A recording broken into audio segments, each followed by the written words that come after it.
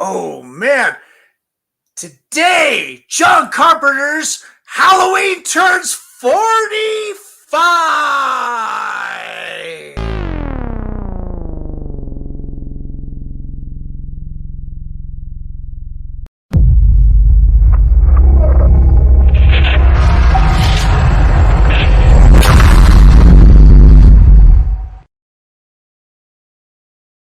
This is COFOH Live Undead. I am your host, Daniel Crosier, and I'm joined by the amazing Mike P. Nelson. Yeah!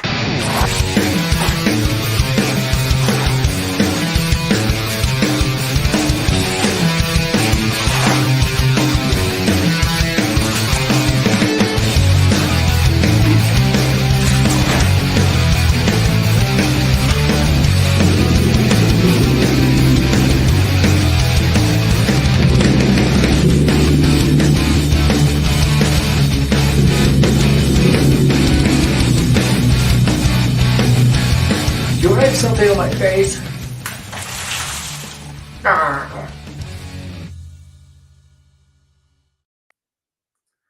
Mike, how are you, sir? Awesome, man. I love that intro. Just getting splattered with crap. Thanks. I'm a great target. Amazing. Mike, thanks for coming on to the show. Wow, yeah, it's truly an honor. I just got done watching, Wrong Turn VHS 85, and I started into summer school a little late this afternoon, but Oh yeah, but it's so so that's the good, real so far. old one. Yeah, The very first anthology we ever did. But yeah, that one we shot that back in 2005, 2006. Man, that was a nice, long time ago. nice. When you were a wee lad. Yeah, yeah, Oh, exactly. that's so cool. Uh, Mike, for those who aren't familiar with your work, tell us a little bit about yourself, where you come from, how you got into filmmaking. Well, I'm from Minnesota. I currently live here now in Minnesota. This is where I am. This is my basement. um, and yeah, always. I mean, I'll take the a little bit of the cliche route because it's true. I always been into. I always wanted to make movies. I always was into movie making. Picked up my dad's old VHS camcorder from the 80s and just would shoot stuff with my brother, do little stop motion animations, all that kind of stuff. Nice. Um, but yeah, it was just something that, over time just kept kept at it, kept doing it. And my family's in the arts. My dad's was a graphic designer, and my mom's a teacher, and so yeah, I just was always surrounded, in arts. And dad always rented, 50s and 60s horror and sci-fi for my brother and I to watch growing up. And um, so yeah, it was just it was just in the stars, and yeah, I just kind of continued after it, and just kept making stuff. And I yeah, like through high school and everything, just made crummy little shorts. And it was funny. It was usually we'd go to church on Sundays, and then we would come home from church, and then we'd make a horror film. Nice. So that was sort of that's how we spent our time, especially in the summers. Um, That's a and great then balance. yeah, no, it was great. And then I decided, I wanted to go after this. I really wanted to do this. I wanted to make movies. I wanted to be a filmmaker. And um, I did. I went the film school route. I know it's not something that's for everybody, Yeah. but did it. And haven't have never regretted a second doing it. Nice. I feel like it was a place to learn how to collaborate and to just be around people who love Mhm. doing what you like to do as well. And that was a big eye opener. You can say you can say like they teach you stuff about like theory, and then you get to make movies and all this stuff, and that's great. But so much of doing film school was the community, and finding like-minded people that you could make stuff with and get excited with. And again, not saying that that's not something you can do outside of film school. It happens all the time, every day. But for me, that was the thing that I took away from it the most, was just, wow, like there are some really, really passionate people, really, really talented, creative people, and I want to surround myself with those people. And so I continued to do that. I'd say that I learned the most about myself and my craft after I left school. You learn lots of the ins and outs. You get to learn about gear, and sort of the tech, and stuff about storytelling and stuff like that. But you can only learn so much. And then when you get out of school and you really start doing, that's when I started to find my voice, and really connected with the people who were serious about doing this and wanted um, to do this with. And yeah, so that was that. But yeah, film school was great. I mean, i Yeah. met I met who's my wife, my wife Katie. We dated through college, and she's an animator and I was a filmmaker. And Nice. um so yeah, it was a very good time, and taught me a lot about myself. And then when I got out of film school, it was just keep making stuff, just keep creating, just kept shooting, kept teaming up with friends, making projects. And some of the stuff I was directing, and some of the stuff Mhm. they were directing, and then that means I would shoot for them, or I would do sound, like post-production sound for them, whatever it may be. I would edit their piece. We all helped each other out. It didn't matter what you were. It was that we were all creating something. So that was like my biggest takeaway, was we just kept making, That's which is cool. what I attribute to kind of where I got to now, which is I just kind of kept going and never stopped. Um, and I always took chances, and did stuff that I wanted to, made stuff that I wanted to make, that I wanted to see. Wasn't worried about what other people wanted to see, because I can tell you right now, all the stuff that I tried to make Mhm. that was for other people, because I Hmm. thought maybe it would get me in front of people, or in the room, or you know would get me a job. All that stuff Yeah. ended up falling flat on its face and went nowhere. And all the stuff that I made because I loved it was Yeah. all the stuff that got attention, that got people talking, that got like put all over blogs online. That's how I met my agent. It's just like, and it really showed me like, don't, like, focus on what you want to create and what you're passionate about, and put all your energy into that. And that's kind of what I just continue to do. And if I ever fall into Nice. that, like, well, but I feel like they're gonna want this sort of thing, I pull back. Right. And I'm like, nah, but you want to see this. And I Yeah. know right now that might not be a yes from them, but just do your thing, and it'll all work out. And here we Nice. are. Yeah. Trust your gut. 100%. Yeah. 100%. Wow. That's cool. Um, yeah.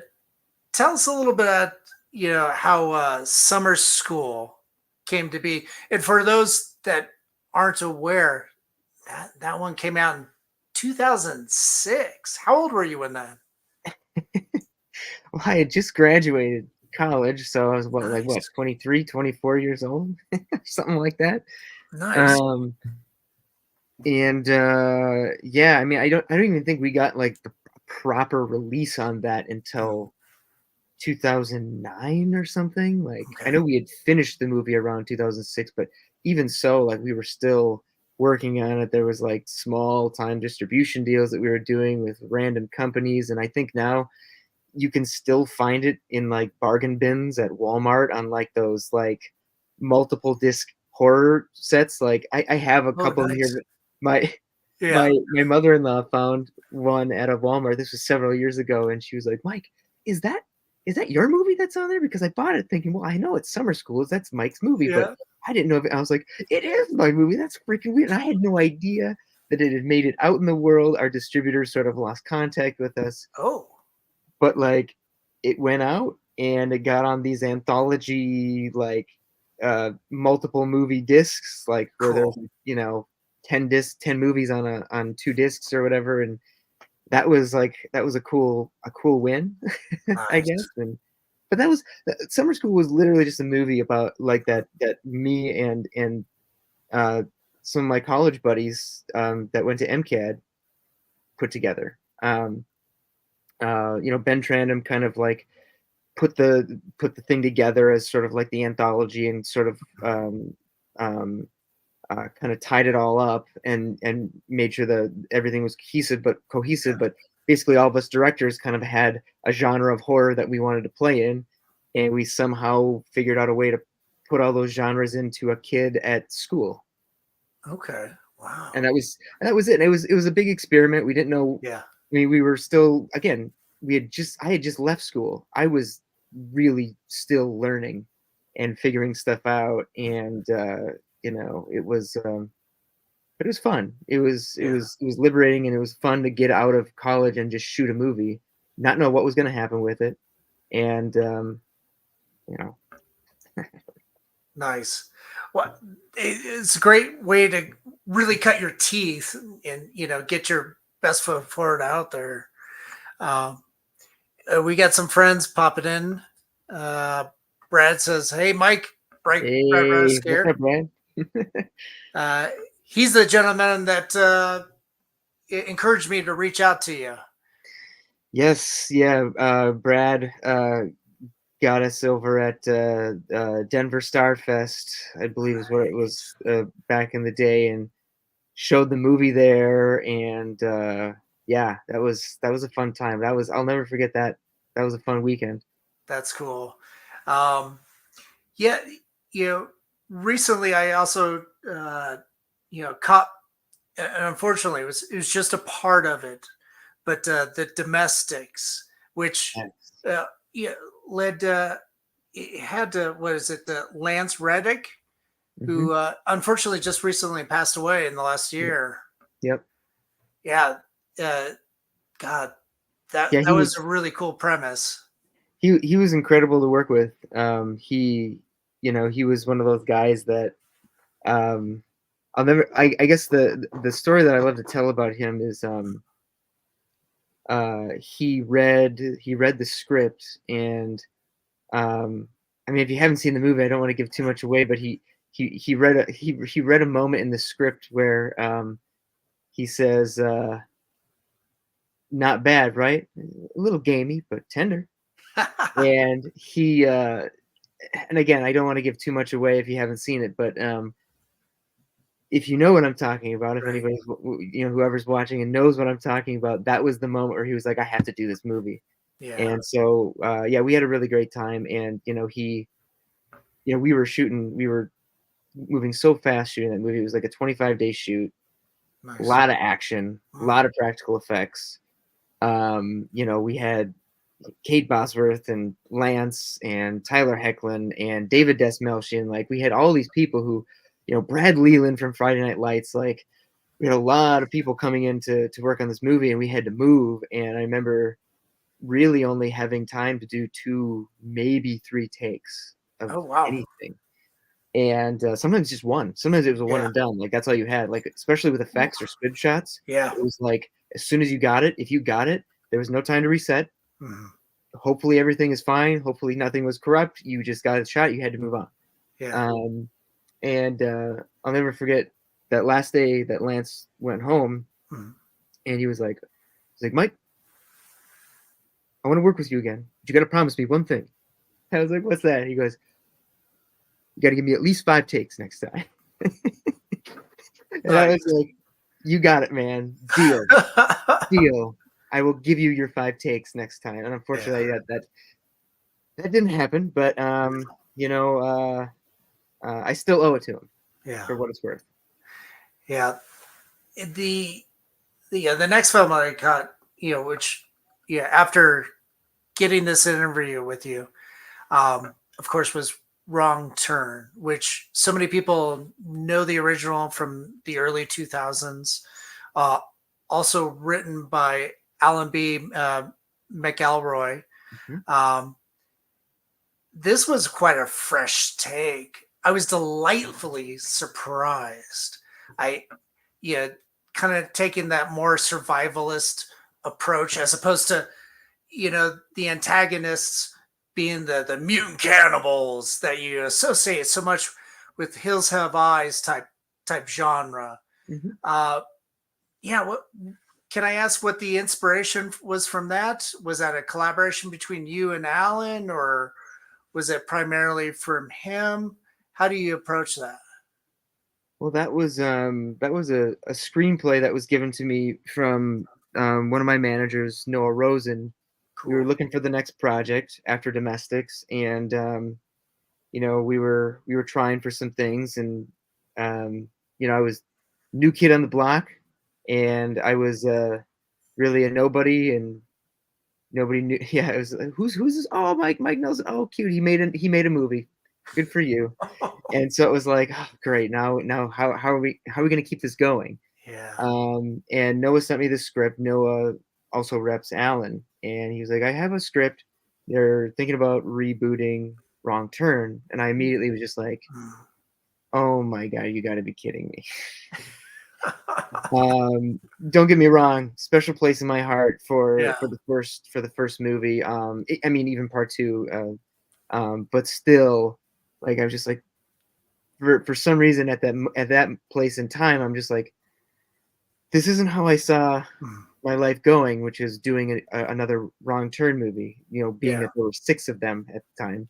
Right. And I was like, okay, cool. Like, I mean, I'll read it. Like, I'm up for it. Like, I never turn down reading a script. I'm always up for reading stuff. So checked it out Yeah. and was pleasantly surprised, Cool. because it was to what you were just saying. It was Yeah. so different, so unique. It had a lot of the stuff that visually stuff that I like of course guys in big skull masks, and Yep. I love survival horror. I mean, Yep. Domestics very clearly says Very like much so. the whole movie is just a survival story. Yeah.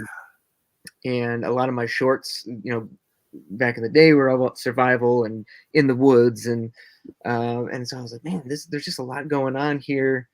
I liked where it was. I liked what it was talking about, a little bit politically, and I was just like, there's so much to be said here, and I was like, okay, I like this. I have my notes, but yes, I like this. And then when I started talking with Alan and I started talking with Robert Kulzer at Constantine, who had done the first movie as well, I realized that this was a group that was very clear that they were doing something different, and that's what they Right. wanted to do.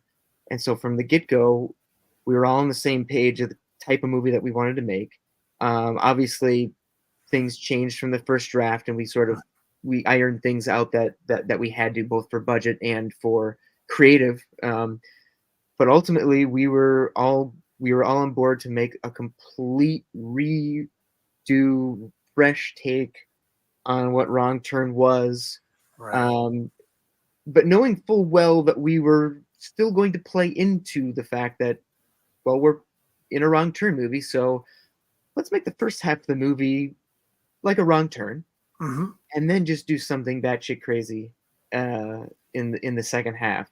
Nice. And obviously that didn't sit well with everybody, but as time has gone on, I think a lot of people have given it a second chance now, which Yeah. is fun with all the movies that come out that are a little bit different or a little bit left of center or right of center, whatever Right. way you want to go.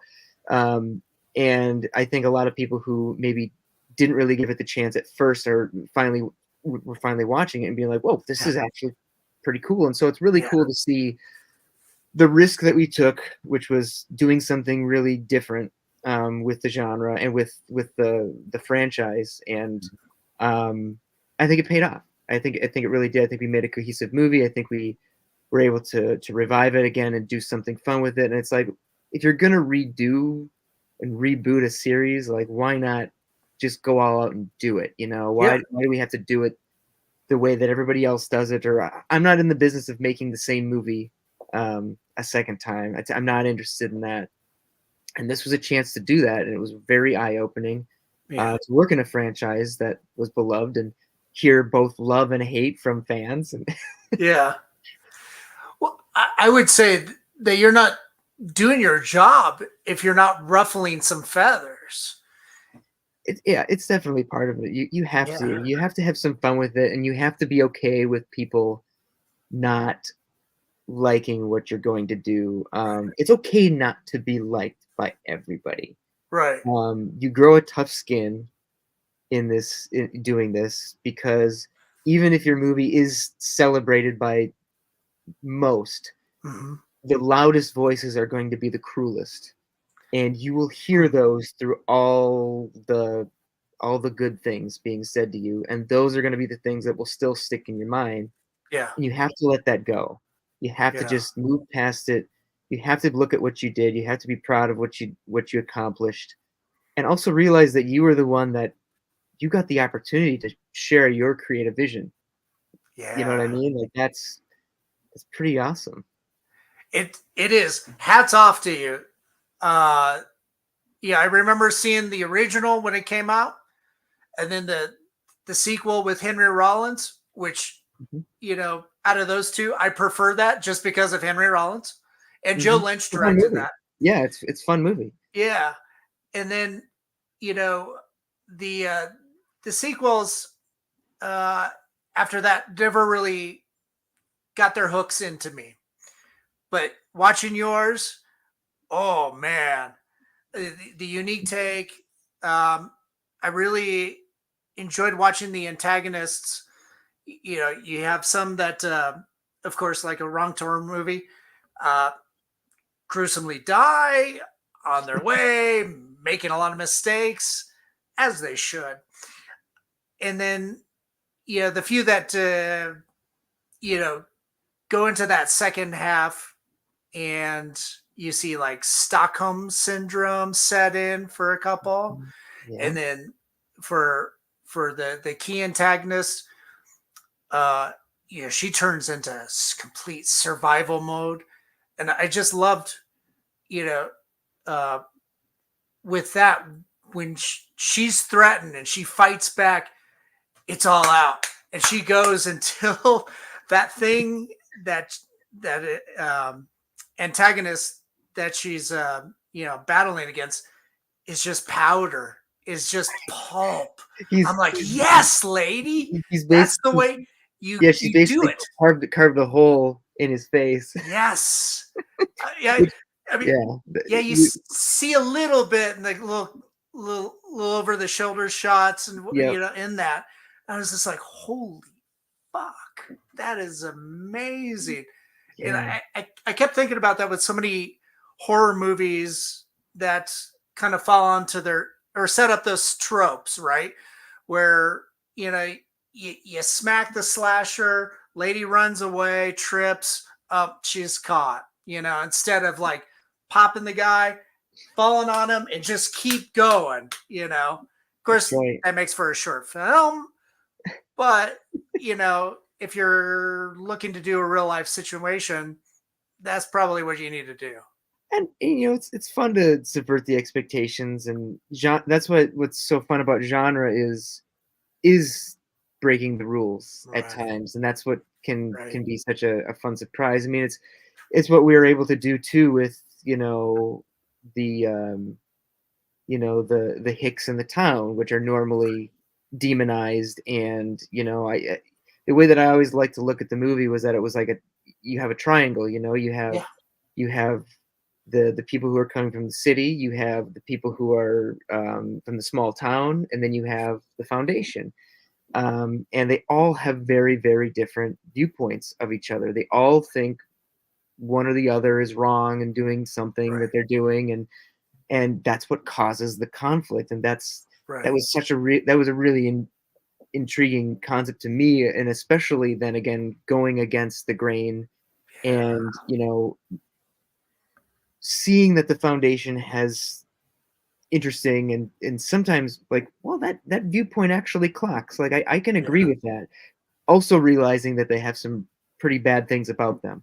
You could say Yeah. the same thing about the young adults coming in from the city, though, Yep. that that their mindset is that they're very closed minded. And then you would say the same thing about the people in the small town, that they're very closed minded. But as soon as certain people from those, we'll say from those, both from all angles Mhm. of those groups of people, when they get past Yeah. some of that and realize where everybody's coming from, they can all see commonality. You know what I mean? Like Mhm. when, when you got Tim DeZarn coming to save the day, Yeah. and help Jen at the end, like that's not something that you're gonna expect. You're expecting her to rot.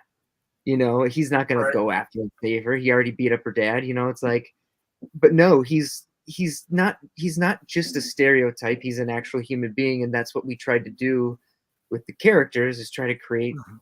you know, you might see them at first as a stereotype, and that's kind of what Right. the audience sees. And then as the movie goes on, as you get closer to the end, you start to realize, oh no, these are pretty complicated people, and Yeah. they all have to make a choice. And we're gonna make the people that you would think make a certain choice go the opposite way, and Right. let's see what that does. Let's see what kind of reactions we can get doing that. And I think it worked out well. I think it was a really fun experiment, something fun to try, and again, play within those what are normally confines of the genre, Yeah. step out of it and see what happens. Yeah. You, in your movie, you have so many different characters, and as it progresses, yeah, you see all these shades of shades of gray. Mhm. Yeah, it gives them a little bit more depth, as Yep. opposed to so many horror movies from before. uh they you don't go really deep into the character. It's kind of a Mhm. veneer, and Mhm. and that's what I found really engaging, first and foremost.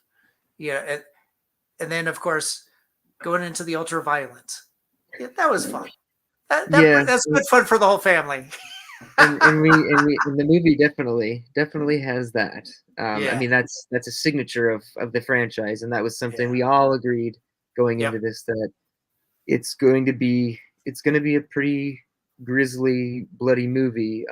In a different way, though. Hmm. Like it maybe doesn't go as high schlock with some of the Right. kills, but we did not shy away um, from going there Yeah. in some instances. I mean, look, the moment when Adam, is executed Mhm. and his head is smashed, Yeah. that was like a one full on shot that you never cut away from. Right. And because of that shot and because of how far we took it, we got an NC-17 rating. Oh. And so we actually had to cut away. That's why when you see the thing come down, it makes contact with the head, but then we cut to the reactions Right. of our actors. Originally, that was just boom, Yeah. boom, boom, and you see everything blast apart, and Yeah. it's pretty grisly. But yeah, we literally got the NC-17 because of that, and they said, "Look, you have to cut that out." And we were like, "Well, what about all these other movies where heads are getting smashed? Like, look at all the Ari Aster movies that where heads Right. are getting all this head trauma and all this stuff." I'm like, Right. I was just like pointing all these Midsommar. things, and basically the answer that they came back with was, it's not just the head smashing, it's the build up to that. It's the Mm. intensity of that sequence to the act of violence that Yeah. makes it that rating. And I was Right. like, oh, okay, Mm. so we did our job. Okay. Yeah. We did our job, because that was supposed to be the moment where, there was violence beforehand, but Yeah. not as extreme as that. And that was supposed to be the moment of like, oh, this things just got very, very real and Yeah. very, very harsh. Right. Um, so But it, in that moment too, cutting away to the reaction of you know the compatriots seeing their friend get brutalized like that. I think that also lends to a little bit more emotionality, you know, You, in the character you moments.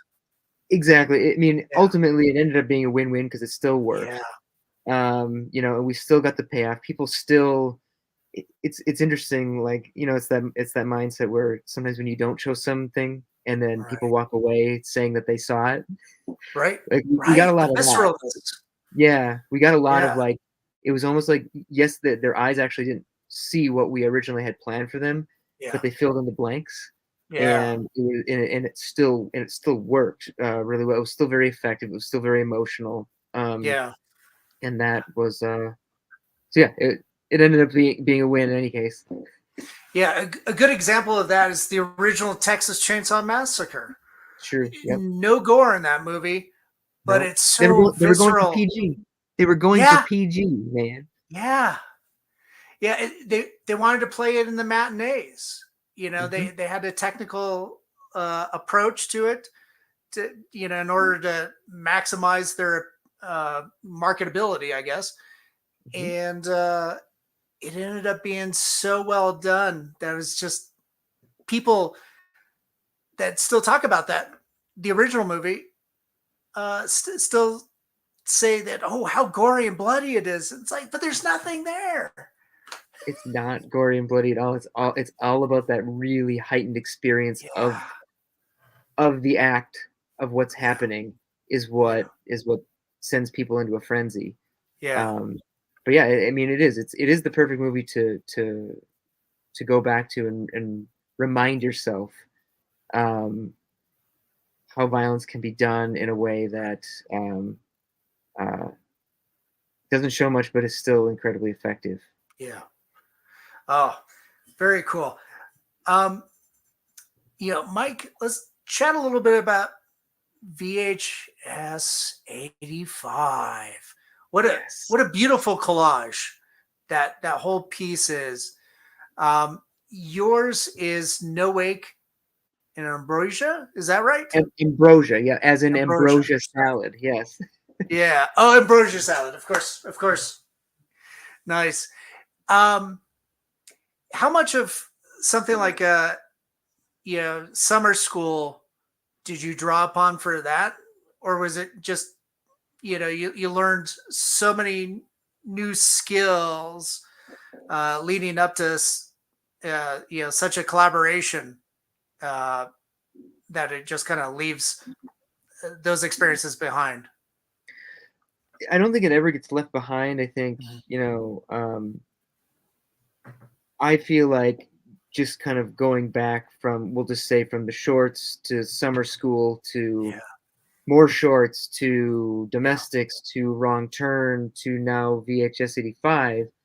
Um, you learn through doing, yeah, and that was a huge. I mean, whereas VHS 85, at least for all of the filmmakers involved, I mean, we were making short films for yeah. this feature length anthology, but still, from my perspective, I had learned so much by doing previous films and Yeah. jumping into this, which again, like, was even faster. Like, you had to work even quicker. You had less time, but not only that, I would say, even at times, doing even things we were stepping up the game as well. Okay. We were shooting on water. We were using squibs. We were using all practical effects on the water. We were teaching actors how to water ski. Um, for some reason, I love Right. my ensemble casts with like tons of people. I mean, Yeah. Domestics was that way, Wrong Turn is that way, and VHS 85 is this way, where I just, for some reason, I can't get it out of my system that it can't just be one or two people. It's got to be like it's got to be like 20. So it's like, even when you're with all the young adults in the beginning, it's like, what is it, like 6 or 7 of them, and then you move on to Ambrosia, and it's a whole family. Yeah. It feels like it's like 15, 20 people, so there's a lot to juggle. But working on the films prior to this, it's like you you want to step up your game. You want to do, something cooler, bigger, better, whatever, like, Mhm. or move the needle. Yeah. Um, but you're looking back to what you've done, and you learn so much from your mistakes, what things worked prior. And yeah, so I mean, I can't rule out any of those. All going back to summer school all the way to Wrong Turn. I mean, you look at all that stuff and you're like, yeah, that was all very. I was that's how I learned, Yeah. to get to this point. And now the next one, which I don't know what it is yet, but whatever the next movie will be, I will, nod to the rest of them in 85 for teaching me, stuff. So you learn from what you've done. Yeah. Watching the totality of VHS 85, all the individual shorts, how everything kind of seems together on the found footage VHS tape. Uh, just kind of remind me of like a wonderful tapestry, like just a big, um, an exquisite corpse, or like your grandmother's, quilt, all the little different squares just stitched together, and how they just seem, in and out of each other for all these little, vignettes. I thought it was really, really fun. Uh, it's just a glorious mixed tape. That's exactly what it was. It's a Yeah, mixtape. yeah, uh, Yeah, I always like to equate it as like it's the grab bag of candy. It's yeah, like everything that's in that bag it's gonna be delicious. yeah, You might have your favorites right, inside the bag, but it's all gonna taste really good. yeah, yeah, And one of the things that was fun with this one was the approach that David Bruckner was really excited about, that we're all really excited about, which was this tape over um, nice, vibe, which was, we all have the tapes, yeah, the blank tapes, or the tapes that we recorded television shows on, because right, we wanted to make sure that we hit the timer on the VCR so it recorded a certain program, and maybe you had a bunch of those on a tape.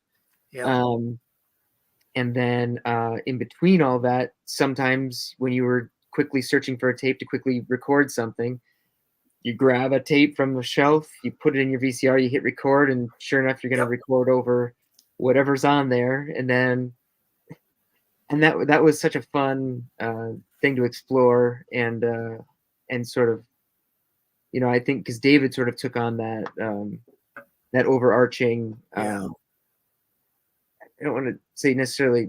I mean, yes, he took over the overarching structure right, with his segment, as like it was like a total copy. The unsolved mysteries that got recorded onto a tape one night, and then all these other little strange snuff films got recorded over it. yeah. It certainly felt a lot like that. Like you're watching something that was never meant to be found. Hmm. That type of artifact. Um, I kept thinking, it's like, what is it to like watch something like that with a live audience in a theater? Were you able to go to Fantastic Fest and check it out In with that? Incredible, dude. Nice. Yeah, I was able to go to all the directors were able to make it for Fantastic Fest, and Oh, that was an experience in itself, was nice. just being able to connect with, all the other creatives on the project, Yeah. and hang out and realize that, like, we all meshed really well, Yeah. like, you never know when you are, especially when we're all doing all of our segments so remote in Right. different parts of the world. Um, and you never meet these people, and you're kind of like, oh, I wonder how it's all going to go. And then when you Yeah. actually meet them for the first time, and you're hanging out and you're doing all this press and interviews, and then you go to like movies, you're watching movies at the festival together, Nice. you're having drinks together, you're having dinner together, and then you realize we all get along. Yeah. This is pretty cool, actually. We're all, again, we all like the same flavor in a way, and that was very, very fun. But watching the movie with the audience there, watching the movie with the audience at Beyond Fest, Mm, out in Santa Monica, out in LA, was yeah. I mean, Fantastic Fest was one of the most glorious circuses I've ever been to. Like, it was so much fun. Like, the Nice. whole experience was great. You know, selling out however many screenings that we had of this movie, just packed houses. It was so much fun, so amazing to see. Beyond Fest was just absolutely wild. Like, people just hooting and hollering and screaming and laughing, and like Nice. just such a raucous crowd. And I think there was one point, and I think there's some Twitter threads out there. I guess Glenn Danzig showed up, and he even got kicked out of the screening in LA. Like, it That's was awesome. a wild time, man. And Good. just to be a part of it, and to experience that. The movie itself plays really, really well, big and loud. Mhm. So anybody gets a chance to watch it on anything bigger. I mean, I guess I don't know if it's gonna screen anymore at any more theaters or anything like that, but like, it's great to watch it big and turn it Yeah. up freaking loud, dude, because it's an assault on the senses, which is good. Nice. Yeah, that's a great way to put it. Um, yeah, and then I think with any film, like watching it with you know, a room full of people, those shared experiences are so endearing and engaging. Uh, whereas, yeah, I mean, watch it at home if you can, but to go out into those group settings is It's electric, so dude. awe-inspiring. Yeah, it is electric. Like, you can feel the energy in the room, and like Ooh, when that's like a good feeling. the crazy starts to happen, Yeah, and it's unexpected, and like when you can just feel the gasps, and like everybody like like crouching in when they're watching it. Like, yeah, there's nothing like it, dude. It's an amazing experience. that's awesome. Uh, Brad chimed in with a couple of comments. Uh, Yeah. he said, "Great interview on the movie Crypt regarding Wrong Turn." Oh, dude. Yes, with Joe and Adam. Oh, nice, Yeah, that nice. was a lot These of guys fun. are That was awesome. actually one of the first times that I think any Wrong Turn directors actually met. Oh, cool. Um, Yeah, you and yeah, Joe. it's like yeah, because I think Joe had tried to get Declan on the show at one point, and that didn't work out. But like, Mm. yeah, I was so happy to be on and meet him and Adam, and then actually was able to meet Joe in person out at Cool. Fantastic with the Suitable Flesh, Yeah, which was it's fun. Like, when you meet somebody like that in person.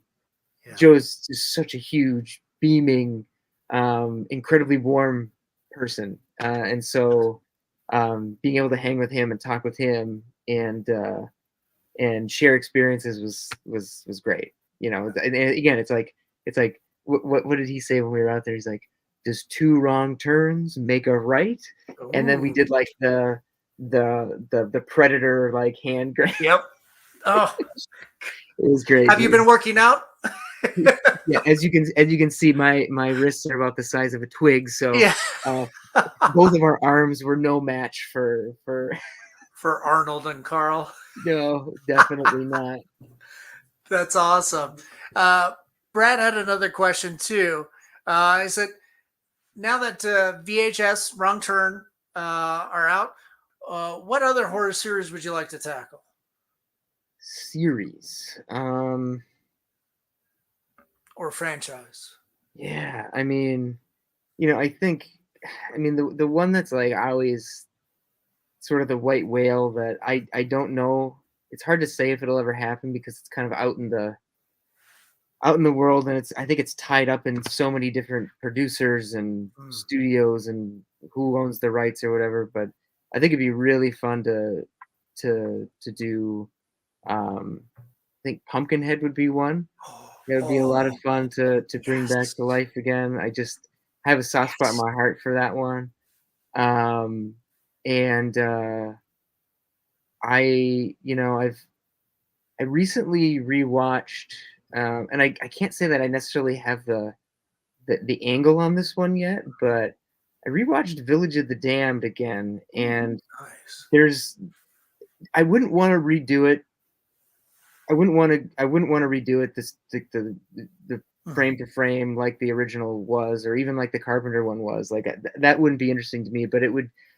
I'd have to find what the story is in there, like, Mhm. because in the original it's all these children, and the idea is that they come from outer space and that they have this telekinesis, and they have this control when they get together. And what does it look like, though? Maybe what is the story if one of the kids has a closer relationship with one of the humans, and that causes issues, or I don't know what that is yet, but like finding the heart of finding a story that has a lot of heart to Yeah. bring out the horror in that, and to see how far you could push the bounds with you know telekinetic children, and um how they take people out. I think could be a really another terrifying thing. I know, like the Innocents, which is on Mhm. Shudder, Yeah.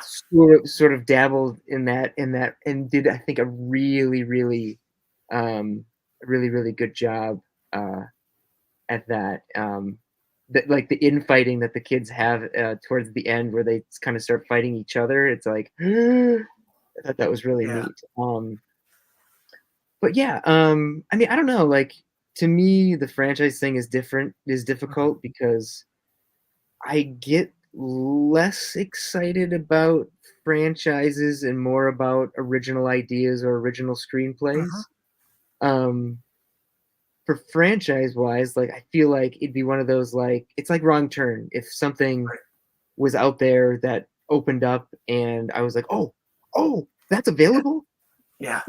Like, I would love to try that. And I Yeah. couldn't necessarily tell you what that is right now, but those two Sure. are the ones that are kind of always floating in the back of my mind, as those would be fun to mess with.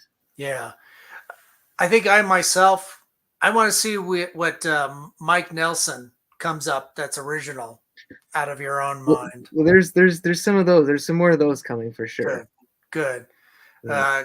Because I will be there at the front of the line to see your Yeah. next work. Yes. So I like yeah, to hear that. um, Mike, you've got a fan in me, and I want to say thank you for being so generous with your time Oh and my god, coming on and absolutely. chatting with me. Absolutely, 100%. I'm glad this all worked out. It's always fun to, again, meet new people, Yeah. talk horror movies. Yes, It doesn't it's kind of the best, right? it is. Yeah, meeting new people and yeah, kind of connecting on your love for the genre, and Yeah. especially, yeah, as I said on the opener, today's the 45th anniversary of Halloween, So John cool. Carpenter's Halloween. So So cool. perfect timing.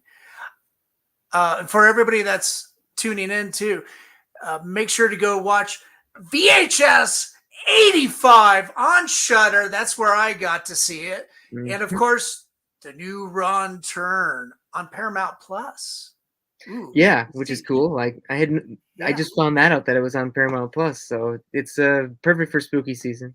yeah, And if you want if you're looking maybe for a little bit more of the action vibe, yeah. check out The Domestics, because it's got That's right. some The Domestics. I believe it's on. It's I on think you can see Hulu. that.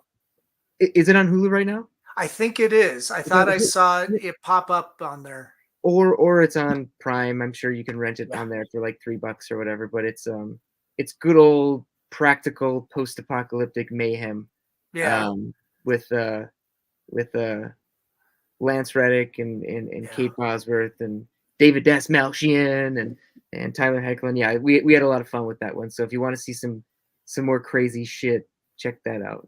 That's cool. Oh, that's so cool. Uh, Mike, stick around for a few minutes while we sign off. But again, thanks for coming on, bud. Absolutely. Thanks for having me, man. Oh, appreciate it. And to everybody that tuned in, thanks so much, guys. Remember, it's Halloween season. So, have fun next week. Well, the whole month is just having fun, right? Uh, and remember, Halloween's every day of the year anyway. So, especially for When you're us. a horror fan, yes, that's right. That's right. Halloween does not end. Yes, it is eternal. Take that, Christmas. All right, and for our sponsors, we've got Mutiny Information Cafe. If you're going to start a revolution, make sure you're caffeinated. And of course, our friends at Hellfire Entertainment. Thanks for rebroadcasting us on your social media, Groovy TV, and of course, Alien Donut Films, Angela Joseph Productions, to Bill and Angela. Thank you so much, guys. And my producers, Lily Fisher, Amanda Armstrong, and Stefan Santa Cruz. Thanks for putting up with my shit. All right, guys. Next week we're off. We're doing a live draw-off event at Mutiny. So that'll be me commentating and making poor artists do WWE backflips and stuff into tables. Poor guys. It'll be fun. We'll see you at Mutiny Cafe. And again, happy Halloween, everybody. Be good, be kind. Help each other out during tough times. And we'll see you next time. Stay spooky, everybody. Have a good night.